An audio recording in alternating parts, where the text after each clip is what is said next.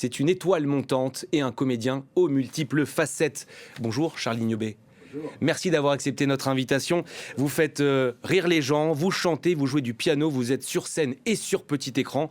On l'a compris, vous êtes un touche-à-tout. Le mieux pour vous découvrir, c'est peut-être de découvrir justement un petit extrait de votre passage sur scène. C'était au Paname Comedy Club. On regarde. Aussi des très très bonnes nouvelles. Mesdames, j'ai appris une nouvelle exceptionnelle. J'ai appris qu'aujourd'hui, en 2025, il existe enfin des pilules pour hommes. Moi, je suis pour la pilule pour les hommes. Je trouve que mesdames, vous avez trop pris la pilule. Bah, il est temps de changer. De rien. Attention, je suis pour, mais j'ai du mal à voir l'idée arriver dans mon quartier. Tu sais voir les mecs de cité en train de zoner. Des dealers, des guetteurs, et là t'entends...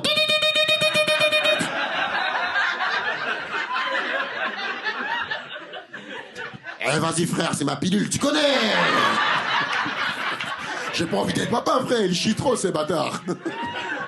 En plus, t'auras des discussions de mecs de cité. Frère, depuis j'ai pris la pilule. La vie de ma mère, j'ai pris 3 kilos, quoi, vraiment. Ça a changé mon humeur, y a un problème.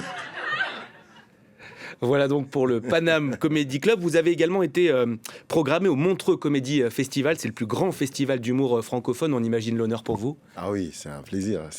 Là, en plus, j'ai refait justement le gala une deuxième fois. Donc, c'était là il y a quelques jours. Mais c'est un honneur d'être invité à ce gala qui est pour nous un petit peu c'est le Saint Graal pour un humoriste, en fait. Et de partager la scène avec des gens très connus également. Oui, bien sûr. J'étais au gala de Nino Arial, un très bon pote, et il y avait Olivier de Benoît, Kev Adams. C'est vraiment un très, très beau plateau, quoi. C'est l'occasion d'échanger aussi avec eux en coulisses, j'imagine, sur leur façon de faire de l'humour. Oui, bien sûr. Alors, surtout qu'en fait, c'est des amis, en fait, la plupart. De Benoît, je le connaissais via les différents réseaux. Mais c'est la première fois que je le voyais, que je partageais une scène avec Olivier de Benoît. Mais Kev Adams, on a déjà joué ensemble. Okay. Il a un comédie club où je joue souvent avec lui, le Fridge Comédie, donc je vais souvent là-bas. Et Nino Arial, on se voit beaucoup au Panama Café.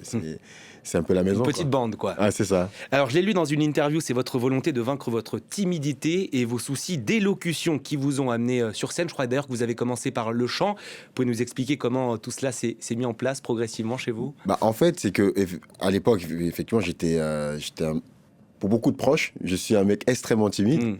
Et ils me voyaient tellement timide, je parlais pas, mais personne ne savait pourquoi je parlais pas. Mais ma famille savait parce que j'avais des problèmes d'élocution, j'ai bégayé énormément.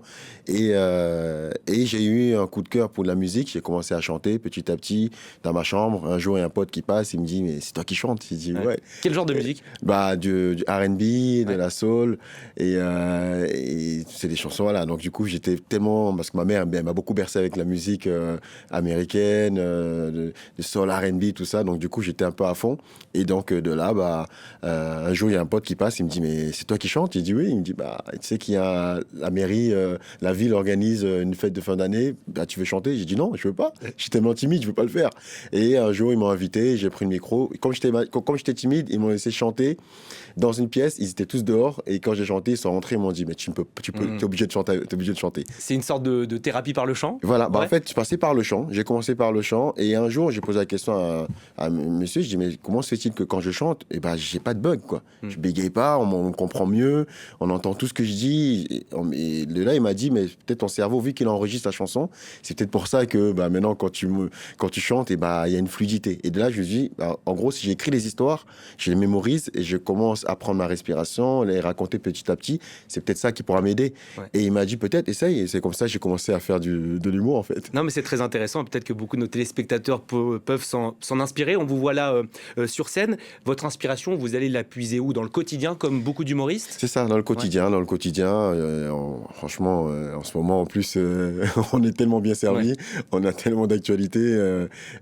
Donc, oui, mon quotidien aujourd'hui, je me sers un peu de tout ça. Je fais un humour qui rassemble. C'est ça l'objectif. C'est que tout le monde vienne et tout le monde s'y retrouve, quoi. Et toute génération comprise. Et vous parlez société, politique, les sujets sont très variés chez vous. Oui, c'est ça, c'est ça. Ouais. Qu'est-ce qui vous différencie selon vous des autres? bon, déjà, je suis... beaucoup de mes collègues, c'est qu'ils disent de moi, je suis quelqu'un, on va dire un peu un guerrier sur scène. Ok. Donc j'ai une énergie, et surtout, c'est vrai que des fois, quand je pars en impro, c'est vrai que je me lâche, je me fais plaisir. Et il y a des sujets, des fois, que j'y vais. Donc voilà, que j'ai prévu y aller. Je vais y aller, quoi. Je vais pas mettre un frein sur ça, puisque donc effectivement, donc il y a ce côté où j'ai pas peur de dire ce que je pense, en fait, en tant qu'artiste, parce que je pense que un humoriste devrait pas avoir peur de ça peut blesser une personne, mais si ça fait rire 3000 personnes sur une personne qui est pas contente, on peut pas plaire à tout le monde. Donc c'est ça, en fait. Votre prochaine date, où est-ce qu'on peut vous voir? Je joue à l'Apollo Théâtre tous les vendredis à 21h30, et donc c'est la date à laquelle on peut me trouver. Le Cotonou Festival aussi? Le Cotonou Festival, Ouais. bien évidemment, qui est ami béninois. Il va falloir à Cotonou, là, ça va être quelque chose. C'est quand ça? Et ce sera le 6 décembre, on le voit. Le 6 décembre, À 19h30. le 6 décembre, je joue, mais le gala commence à partir du 4.